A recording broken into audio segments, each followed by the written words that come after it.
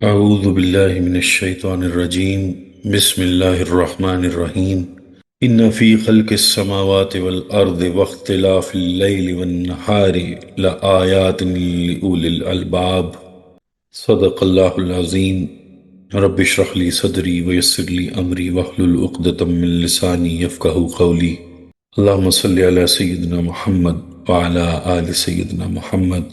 سورہ آل عمران کا آخری رکوع قرآن مجید کے عظیم ترین مقامات میں سے ہے۔ اس کی پچھلی 6 آیات کے بارے میں روایت آتی ہے کہ جس شب یہ نازل ہوئیں تو پوری رات حضور اکرم صلی اللہ علیہ وسلم پر رقت طاری رہی اور آپ کھڑے بیٹھے لیٹے ہر حالت میں روتے رہے۔ نماز تہجد کے دوران بھی آپ پر رقت طاری رہی۔ پھر آپ نے بہت طویل سجدہ کیا، اس میں بھی گریا طاری رہا اور سجدہ گاہ آنسوں سے تر ہو گئی۔ پھر آپ کچھ دیر لیٹے رہے لیکن وہی کیفیت برقرار رہی یہاں تک کہ صبح صادق ہو گئی۔ حضرت بلال رضی اللہ عنہ جب فجر کی نماز کی اطلاع دینے کے لیے حاضر ہوئے اور آپ کو اس کیفیت میں دیکھا تو وجہ دریافت کی۔ آپ صلی اللہ علیہ وسلم نے فرمایا، اے بلال، میں کیوں نہ روؤں کہ آج کی شب میرے رب نے مجھ پر یہ آیات نازل فرمائی ہیں۔ پھر آپ نے ان آیات کی تلاوت فرمائی۔ اس روایت کو امام رازی نے تفسیر کبیر میں بیان کیا ہے، یعنی وہ گریہ اور رقت شکر کے جذبے کے تحت تھی۔ اور اس کے ساتھ ہی ساتھ سورہ آل عمران کی آخری 10 آیات کو حدیث میں زینت القرآن بھی کہا گیا ہے، کیونکہ ان آیات میں جو معنی اور مطالب کا سمندر چھپا ہوا ہے اسے بیان کرنا انسان کے بس کی بات نہیں ہے۔ ایک لحاظ سے اگر دیکھا جائے تو قرآن مجید کی ساری دعوت ان 10 آیات میں آ گئی ہے۔ اب ہم ان آیات کے ترجمے اور تشریح کا آغاز کرتے ہیں۔ آیت نمبر 190 میں فرمایا، ان فی خلق السماوات والارض واختلاف اللیل والنہار، یقیناً آسمانوں اور زمین کی تخلیق میں اور رات اور دن کی الٹ پھیر میں لآیات لأولی الالباب، ہوش مند لوگوں کے لیے نشانیاں ہیں، سمجھدار لوگوں کے لیے نشانیاں ہیں۔ اب یہاں اس بات سے ابتدا کی گئی ہے کہ دیکھو، بے سمجھی کی زندگی چھوڑ دو، ایسی زندگی جس میں کوئی سنجیدگی اور غور و فکر نہ ہو اور جس میں تم ہر چیز کی حقیقت، ماہیت، اصلیت اور اس کی تہہ تک پہنچنے کی کوشش نہ کرو، تو بے فکری کا یہ رویہ انسانی نہیں ہے بلکہ حیوانی ہے۔ آسمانوں اور زمین کو ذرا غور سے دیکھو، ان کی پیدائش پر غور کرو۔ رات کو کبھی لیٹے لیٹے تاروں بھرے آسمان اور کہکشاؤں پر نظر ڈالو، اور پھر یہ دیکھو کہ کس طرح رات کے بعد دن آ جاتا ہے اور دن کے بعد رات آ جاتی ہے۔ دن کیوں آ جاتا ہے؟ کیا یہ سب روزانہ اتفاق سے ہو جاتا ہے؟ تمہیں اس میں کوئی مقصد کار فرما نظر نہیں آتا؟ ان میں تمہیں کوئی نظم و ضبط اور اللہ کی حکمت اور قدرت نظر نہیں آتی؟ کیا تم ان ستاروں کی حرکت پر غور نہیں کرتے؟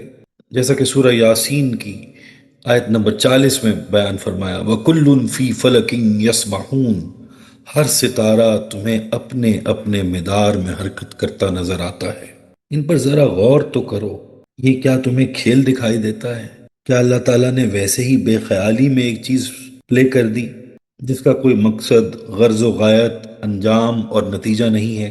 فرمایا، آسمان اور زمین کی پیدائش اور رات اور دن کے بار بار آنے میں نشانیاں ہیں۔ یہ نشانیاں ہم سب کو دکھاتے ہیں، مگر یہ کسی کی سمجھ میں آتی ہیں اور کسی کی سمجھ میں نہیں آتی۔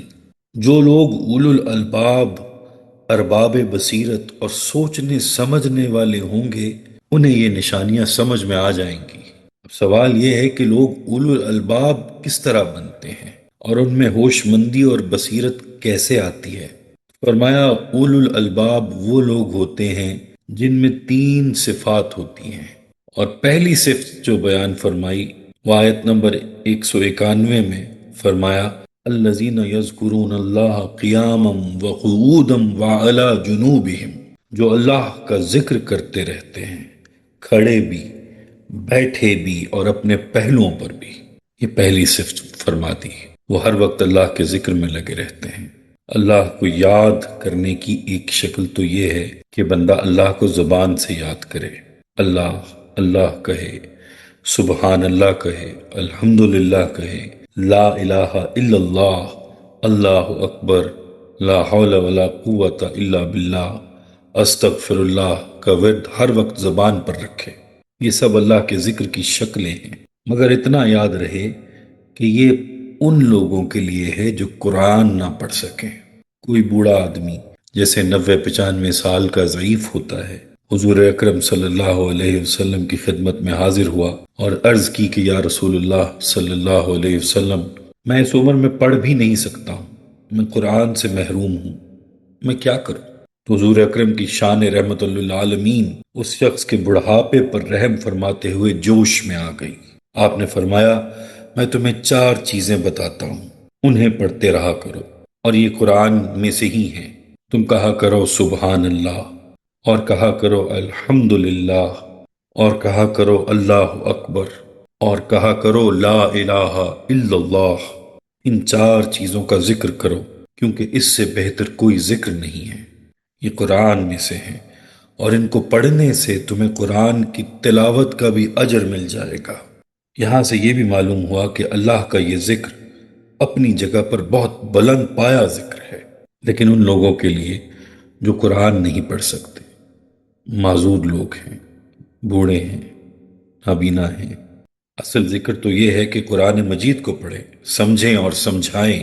اور یہ جو ذکر ہے اللہ اکبر، یہی وہ ذکر ہے جس کے بارے میں حدیث میں آیا ہے کہ چند فرشتے جب اللہ کے بندوں کو بیٹھے ہوئے دیکھتے ہیں اللہ اکبر کرتے ہوئے، اللہ کا ذکر کرتے ہوئے، تو وہ آسمان کا رخ کرتے ہیں اور دوسرے فرشتوں کو بھی اطلاع کر دیتے ہیں۔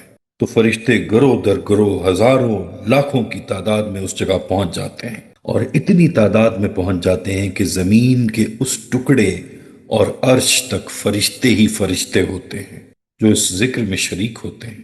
فرماتے ہیں کہ جب ذکر کی وہ مجلس ختم ہو جاتی ہے تو فرشتے اللہ کے حضور پہنچتے ہیں، حالانکہ اللہ تعالیٰ تو ہر چیز کا علم رکھنے والے ہیں، مگر اللہ تعالیٰ ان سے پوچھتے ہیں کہ کہاں سے آئے ہو، اور وہ کہتے ہیں اے اللہ، فلاں جگہ تیرا ذکر ہو رہا تھا، تیرا قرآن پڑھایا جا رہا تھا، تیرے حبیب صلی اللہ علیہ وسلم کی سیرت بیان ہو رہی تھی، ہم وہاں سے آ رہے ہیں۔ تو اللہ تعالیٰ پوچھتے ہیں جو میرا ذکر کر رہے تھے، میرا کلام پڑھ رہے تھے، یہ بتاؤ کیا انہوں نے مجھے دیکھا ہے؟ فرشتے کہتے ہیں کہ اے اللہ، انہوں نے آپ کو تو نہیں دیکھا۔ اللہ تعالیٰ فرماتے ہیں بتاؤ اگر انہوں نے مجھے دیکھ لیا ہوتا تو فرشتے کہتے ہیں کہ اے اللہ، پھر تو ان کے جوش و جذبے اور حاضری کی نامعلوم کیا کیفیت ہوتی۔ اللہ تعالیٰ پھر پوچھتے ہیں کہ یہ لوگ کیوں بار بار مل کر بیٹھتے ہیں؟ فرشتے کہتے ہیں کہ اے اللہ، یہ تیری جنت چاہتے ہیں۔ تو اللہ تعالیٰ پوچھتے ہیں کیا انہوں نے جنت کو دیکھا ہے؟ فرشتے کہتے ہیں کہ اے اللہ، انہوں نے جنت کو تو نہیں دیکھا۔ تو اللہ تعالیٰ فرماتے ہیں میرے فرشتوں، یہ بتاؤ کہ اگر وہ جنت کو دیکھ لیتے تو ان کا کیا حال ہوتا؟ فرشتے کہتے ہیں کہ اے اللہ، پھر تو وہ اور جوش و جذبے اور خلوص و محبت کے ساتھ ایسی مجلسیں منعقد کرتے، ان میں بار بار شریک بھی ہوتے اور ان کا جال پھیلا دیتے۔ پھر اللہ تعالیٰ دریافت فرماتے ہیں اے فرشتوں، وہ کس چیز سے بچنا چاہتے ہیں؟ تو فرشتے جواب دیتے ہیں کہ اے پروردگار، وہ تیرے غضب سے، دوزخ سے بچنا چاہتے ہیں۔ اللہ تعالیٰ پوچھتے ہیں کیا انہوں نے دوزخ کو دیکھا ہے؟ فرشتے کہتے ہیں کہ اے رب، انہوں نے دوزخ کو تو نہیں دیکھا۔ تو اللہ تعالیٰ دریافت فرماتے ہیں اگر دوزخ کو دیکھ لیتے تو پھر کیا کرتے؟ تو فرشتے کہتے ہیں کہ اے اللہ، اگر دیکھ لیتے تو پھر اور زیادہ خلوص کے ساتھ ایسی مجلسوں میں شریک ہوتے اور منعقد کرتے۔ اس پر اللہ تعالیٰ فرماتے ہیں میرے فرشتوں، گواہ رہو کہ میں نے انہیں بخش دیا ہے، یہ جو دل ہی دل میں مانگتے ہیں میں نے انہیں عطا کر دیا ہے، جس چیز سے وہ میری پناہ مانگتے ہیں میں نے انہیں وہ پناہ عطا کر دی، میں نے انہیں جنت عطا کر دی اور دوزخ سے پناہ دی، اور میں نے انہیں اپنی محبت نصیب کی۔ اب فرشتے چونکہ محاسب ہوتے ہیں، اکاؤنٹنٹس ہوتے ہیں، کہتے ہیں کہ اے اللہ، ایک آدمی وہاں کسی سے ملنے آیا تھا، گزرتے گزرتے وہاں آ گیا تھا اور تھوڑی دیر کے لیے وہاں کھڑا ہو گیا تھا، وہ مجلس میں شریک نہیں ہوا تھا، کیا اسے بھی معاف کر دیا؟ فرمایا ہاں، اسے بھی معاف کر دیا۔ فرشتے کہنے لگے کہ اے اللہ، وہ تو اس مجلس کا آدمی نہیں تھا، وہ تو ایسے ہی آ گیا تھا۔ تو اللہ تعالیٰ نے فرمایا اسے بھی معاف کر دیا۔ ہم نے سب کو معاف کر دیا ہے۔ فرمایا لَأَنَّهُمْ قَوْمٌ لَا يَشْقَى بِهِمْ جَلِيسُهُمْ، یہ ایسے لوگ ہیں کہ ان کا ہم نشین خواہ تھوڑی دیر کے لیے ان کی صحبت اٹھا لے، خالی ہاتھ اور محروم نہیں جاتا، کچھ لے کر جاتا ہے۔ ہم نے اسے بھی معاف کر دیا اور جنت عطا کر دی۔ دیکھیے اللہ کے ذکر کی کتنی فضیلت ہے، اور وہ ذکر جو تمام اذکار سے افضل ہے، اور جس کا قرآن مجید اور احادیث میں بار بار ذکر آیا ہے، وہ قرآن مجید کا پڑھنا اور پڑھانا ہے، اور قرآن کی مجلسیں، محفلیں اور قرآن کے درس منعقد کرنا ہے۔ تو پہلی صفت یہ ہے کہ اللہ کا ذکر کرتے ہیں۔ اگر ذکر کی یہ شکل میسر نہ ہو، معذوری ہو، تو پھر اللہ کا ذکر جس شکل میں ہو، تلاوت کی شکل میں ہو، اللہ کے نام کی تسبیح و تحمید کی شکل میں ہو، وہ بھی کرتے رہنا چاہیے۔ دین میں سہولت ہی سہولت ہے۔ ایک دن ایک ان پڑھ شخص رسول اللہ صلی اللہ علیہ وسلم کی خدمت میں حاضر ہوا اور کہنے لگا، یا رسول اللہ صلی اللہ علیہ وسلم، مجھے تو اسلام کے ارکان بہت زیادہ لگتے ہیں، ان سب پر عمل کرنا بہت مشکل ہے، مجھے تو کوئی ایک چیز بتا دیں جو میں مضبوطی سے پکڑ لوں۔ تو آپ صلی اللہ علیہ وسلم نے فرمایا، تو پھر ایک کام کرو کہ تمہاری زبان ہر وقت اللہ کے ذکر سے تر رہنی چاہیے، ہر حال میں اللہ کا ذکر کرتے رہو۔ تو ہر وقت اللہ کے ذکر میں مشغول رہنا اولو الالباب کی پہلی صفت ہے۔ دوسری صفت ہے تفکر۔ یہ بڑے غور و فکر کرنے والے لوگ ہوتے ہیں۔ وہ اس بات پر غور و فکر نہیں کرتے کہ کل کہاں جا کر نوکری کرنی ہے، کل کیا بیچنا ہے، آج کیا خریدنا ہے، بلکہ یتفکرون فی خلق السماوات والارض، وہ آسمان اور زمین کی پیدائش میں غور و فکر کرنے والے لوگ ہوتے ہیں۔ وہ سوچتے ہیں کہ یہ کائنات کیا ہے اور اس کا مقصد کیا ہے۔ اپنے ارد گرد کی چیزوں کے بارے میں غور و خوض کرنا کہ یہ جو ہمارے جسم کو ہوا لگتی ہے یہ آخر کیا چیز ہے، یہ بادل کیا ہے، یہ بارش کیا ہے، سورج، چاند، ستارے کیا ہیں۔ اتنی خدمت کرنے والے کہ انسان کو گرمی کی ضرورت ہے تو گرمی دے رہے ہیں، روشنی کی ضرورت ہے تو روشنی دے رہے ہیں، یہ سب کیا ہو رہا ہے، اس پر وہ غور و فکر کرتے ہیں۔ اور ایک جگہ فرمایا سورہ الذاریات کی آیت نمبر 21 میں، ذرا اپنے اندر جھانک کر دیکھو، ہاں تمہیں میں نظر نہیں آتا اور تمہیں کچھ سجھائی نہیں دیتا؟ تمہارے اندر دل حرکت کر رہا ہے، پھیپھڑے کام کر رہے ہیں، جگر خون بنا رہا ہے، جسم کے اندر اتنی تیزی سے خون حرکت کر رہا ہے کہ تم اگر اسے دیکھ لو تو حیران و ششدر رہ جاؤ۔ اور دو گردے ہیں جو چھلنی کا کام کر رہے ہیں کہ جو فاسد مادہ ہوتا ہے اسے جسم سے نکال باہر کرتے ہیں، اور جو مفید مادہ ہوتا ہے اسے جسم کے اندر بھیج دیتے ہیں۔ کیا یہ سب کام تم کر رہے ہو؟ جگر جو کام کرتا ہے کیا وہ تمہاری اجازت سے کرتا ہے؟ دل جو خون پمپ کر رہا ہے کیا اس کی مانیٹرنگ تم کر رہے ہو؟ گردے خون صاف کرتے ہیں، کیا یہ تمہارے پروگرام کے مطابق ہو رہا ہے؟ معدہ کھانا ہضم کرتا ہے، آنتیں غذا کو نچوڑ کر اس میں سے مفید مواد جذب کر لیتی ہیں اور فاسد مادے کو باہر پھینک دیتی ہیں۔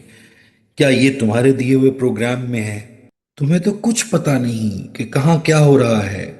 فرمایا یہ سارے نظام ہم چلا رہے ہیں، بس اپنے آپ کو پہچانو، تمہارا گھر کہیں اور تمہاری منزل کوئی اور ہے۔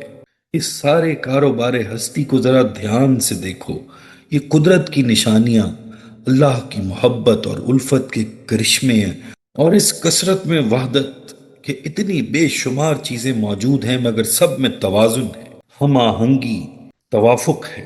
یوں لگتا ہے جیسے دن میں کوئی کمی تھی جسے رات نے آ کر پورا کر دیا، یا رات میں کوئی کمی تھی جسے دن نے آ کر پورا کیا۔ اسی طرح یوں محسوس ہوتا ہے جیسے مرد میں کوئی کمی تھی جسے عورت نے آ کر پورا کر دیا، عورت میں کمی تھی جسے مرد نے پورا کر دیا۔ ذرا اس ہم آہنگی کو غور سے دیکھیں کہ ہر چیز کو جوڑا جوڑا بنا دیا، ایک ایسا نظام دیا کہ جس میں تنوع کی کوئی حد نہیں۔ دنیا میں اربوں کھربوں انسان ہیں مگر کسی کی شکل دوسرے سے نہیں ملتی۔ آپ نے اپنا انگوٹھا لگا دیا ہے، اب دنیا میں اربوں انسان ہیں مگر ایسا انگوٹھے کا نشان کسی کا نہیں ہوگا۔ درخت ایک ہے اور ارب خرب پتے موجود ہیں مگر کوئی پتا دوسرے جیسا نہیں ہوگا۔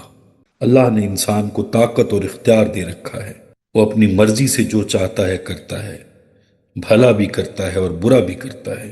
پھر اس نے اس میں اخلاقی حص رکھی ہوئی ہے، بھلا کام کرتا ہے تو اس کا ضمیر اسے شاباش دیتا ہے، برا کام کرتا ہے تو اسی کا اپنا ضمیر اسے ملامت کرتا ہے، رات بھر سونے نہیں دیتا۔ یہ سب کچھ انسان کے سامنے ہے۔ اب یہ بتاؤ کہ کیا یہ سارے کا سارا نظام کائنات فضول ہے؟ اس کا کوئی ڈیزائن نہیں ہے؟ تمہیں اس میں کوئی منصوبہ بندی کار فرما نظر نہیں آتی؟ آگے فرمایا کہ جب تم غور و فکر کرو گے تو صرف ایک نتیجے پر پہنچو گے کہ ربنا ما خلقت ھذا باطلا، اے ہمارے پروردگار، تو نے اس دنیا کو، کائنات کو اور ہمیں باطل پیدا نہیں کیا، بے مقصد نہیں بنایا۔ یہ کوئی بڑا منصوبہ اور پروگرام ہے۔ میری ذات، آپ کی ذات، ہماری شخصیتیں اس پروگرام کا ایک حصہ ہیں، ایک منصوبہ ہے جس میں ایک کام اور ڈیوٹی ہے۔ اس منصوبے کا ایک حصہ ہے جو ہمارے سپرد کر دیا گیا ہے۔